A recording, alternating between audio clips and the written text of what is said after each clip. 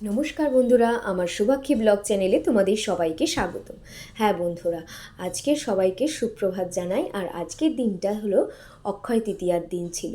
তো আমি ব্লগটা ছাড়তে একটু দেরি করে ফেলেছি। আর আমার শোনো আদর, ও ঘুম থেকে তাড়াতাড়ি উঠে পড়েছে।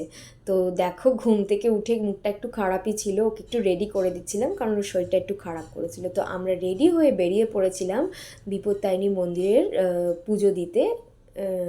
তো দেখো, দিদি যাচ্ছিল ওকে কোলে নিয়ে, আর ওর খুব আনন্দ লাগছিল বেড়াতে বেরিয়ে। তো তারপরে আমরা গুটি গুটি পায়ে বিপত্তারিণী মন্দিরের কাছাকাছি চলে গেলাম। তো সেখান থেকে একটু ঘুরু শুরু করে নিলাম, দিদিও খুব আনন্দ করছিল। তো পুজো দিতে যাচ্ছিল ওকে কোলে নিয়ে। আম, তো এটা হচ্ছে ভুঁড়িপুকুর ছিল। আর আমরা একটু পথ দিয়ে হাঁটি হাঁটি করে নিচ্ছিলাম। তো আমরা কাছাকাছি এসে গেছি বিপত্তারিণী মন্দিরে। তারপরেতে দেখো আমরা কি কি করলাম। তো আদরের কিন্তু ভীষণ আনন্দ হচ্ছিল, আদর চুপ করেছিল। তো আমরা কিন্তু একদম বিপত্তারিণী মন্দিরের গায়ের কাছাকাছি চলে এসেছি। এটা হচ্ছে বিপত্তারিণী মন্দিরের আরেকটা গেট। আর তারপরেতে দেখো, আমরা একটু পুজোর জন্য ডালাও কিনে নিচ্ছিলাম। তো একটু ধূপ মোমবাতি, তারপরে সিঁদুর আলতা মিষ্টি। তো সেখান থেকে আমরা চলে গেলাম বিপত্তারিণী মন্দিরের ওপরে পুজো দিতে। তো সিঁড়ি দিয়ে আমরা ওপরে উঠে গেলাম, যেখানে পুজো দেওয়া হয় মায়ের মূর্তির সামনে। তো অঞ্জলি দিতে বসে পড়েছিলাম।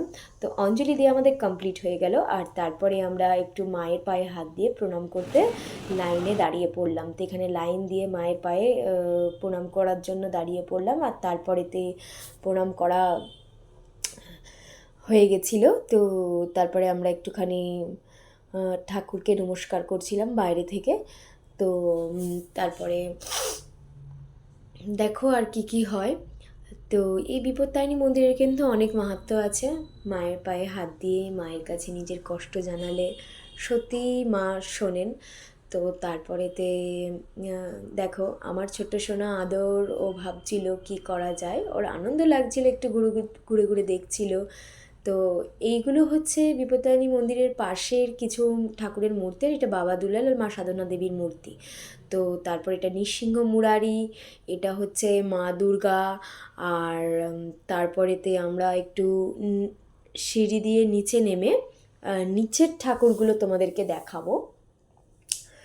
তো দেখো, আদর ওর বড় মার কোলে, আর দিদি একটু ফোনে ব্যস্ত ছিল। তো তো তারপরে আমরা চলে গেলাম নিচের কয়েকটা ঠাকুর দেখে নিলাম। এই দেখো, মা শীতলার মন্দির। আর তারপরেতে হচ্ছে মা মনসা দেবীর মূর্তি আছে। তো তারপরেতে দেখো, এটা হচ্ছে রাম সীতা। আর এই পাশে দেখো নারায়ণ লক্ষ্মীর মূর্তি। আর এটা হচ্ছে গৌরনিতাই। তো আমাদের ওপর নিচ দুটোরই ঠাকুর দেখা হয়ে কমপ্লিট করে নিলাম। আর তারপরে আমরা চলে গেলাম নিচে একটু ধূপ মোমবাতি জ্বালার উদ্দেশ্যে। তো মন্দিরের ভেতরে কিন্তু ধূপ মোমবাতি জ্বালতে দেয় না। তো নিচে গিয়েই ধূপ মোমবাতি জ্বালতে হয়।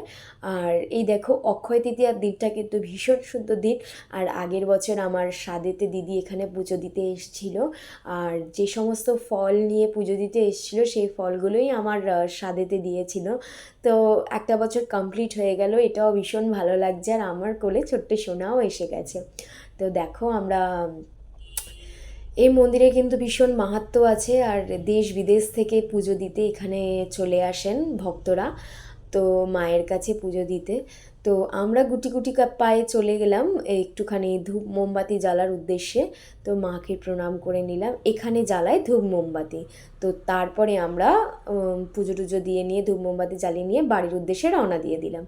তো তারপরে দুপুরবেলায় একটু ভাত, কিছু সবজি নিয়ে ওকে মাছ দিয়ে একটু খাওয়াচ্ছিলাম। সম্পূর্ণটা তো খাইনি কারণ ওর একটু ঠান্ডা লেগেছিল আর শরীরটা একটু খারাপ ছিল, তাই সম্পূর্ণটা খাইনি। তো একটু ঘ্যান ঘ্যানও করছিল, আর সারাদিন বাইরে বৃষ্টি হচ্ছিল প্রায়। আর তারপরেতে সন্ধেবেলা একটু প্ল্যানিং ছিল, কিন্তু বৃষ্টির জন্য আমাদের আর বেরোনো হলো না। তাই বিকেলবেলায় ওকে একটু রেডি শেডি করে নিয়ে হ্যাঁ রেখে দিয়েছিলাম। আর ও ঘরে বসে বসে বিছানার ওপরে খেলা করছিল আর টিভি দেখছিল।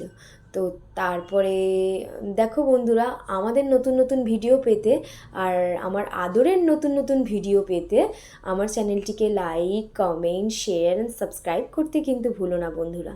তো আদরের নতুন নতুন দুষ্টুমি দেখতে হলে আমার চ্যানেলটিকে অবশ্যই ফলো করো। Tata, bye bye.